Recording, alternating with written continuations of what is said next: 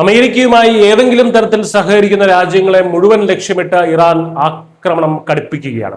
ഇറാഖിനെയും UAEയും ഉൾപ്പെടെ യുദ്ധത്തിലേക്ക് വലിച്ചിഴച്ച് മേഖലയാകെ ഒരു തീക്കുണ്ടമാക്കി മാറ്റാനാണ് ഇറാന്റെ നീക്കം. ഇറാഖ് തലസ്ഥാനമായ ബാഗ്ദാദിലെ US എംബസിക്ക് നേരെ ഇറാൻ ശക്തമായ ഡ്രോൺ ആക്രമണം നടത്തി. യുദ്ധം തുടങ്ങിയതിനു ശേഷമുള്ള ഏറ്റവും വലിയ ആക്രമണമാണിതെന്നാണ് ഇറാഖ് സുരക്ഷാ ഉദ്യോഗസ്ഥരെ ഉദ്ധരിച്ച് റോയിട്ടേഴ്സ് റിപ്പോർട്ട് ചെയ്യുന്നത്.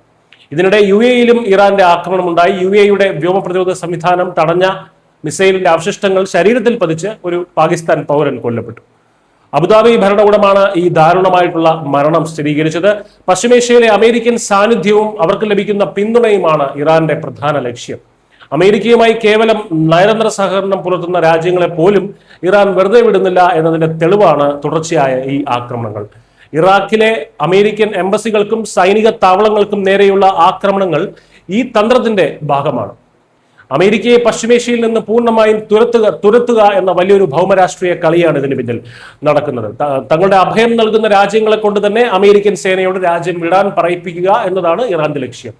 ഈ നീക്കങ്ങളുടെ ഭാഗമായി ഹോർമൂസ് കടലിടുക്ക് അടച്ച ഇറാന്റെ നടപടി വലിയ പ്രതിസന്ധിയാണ് സൃഷ്ടിക്കുന്നത്. കടലിടുക്ക് തുറക്കാൻ 7 രാജ്യങ്ങൾ സൈന്യത്തെ അയക്കണമെന്നും നാറ്റോ ഇടപെടണമെന്നും US പ്രസിഡന്റ് ഡൊണാൾഡ് ട്രംപ് ആവശ്യപ്പെട്ടിട്ടുണ്ട്. എന്നാൽ നാറ്റോ ഇതിനോട് ഇതുവരെ അനുകൂലമായി പ്രതികരിച്ചിട്ടില്ല. അമേരിക്കൻ സൈന്യത്തെ പുറത്താക്കാൻ ഇറാൻ ഏതറ്റം വരെയും പോകുമെന്ന് വ്യക്തമാക്കുന്നതാണ് ഈ പുതിയ ആക്രമണങ്ങൾ.